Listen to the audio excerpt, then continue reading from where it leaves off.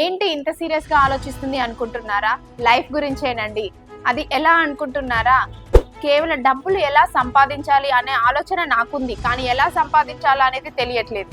దానికోసమేనండి ఇలా నాలా ఆలోచించే వాళ్ళు చాలా మంది ఉంటారు. అలాంటి వాళ్ళందరి కోసమే ఈ అవకాశం.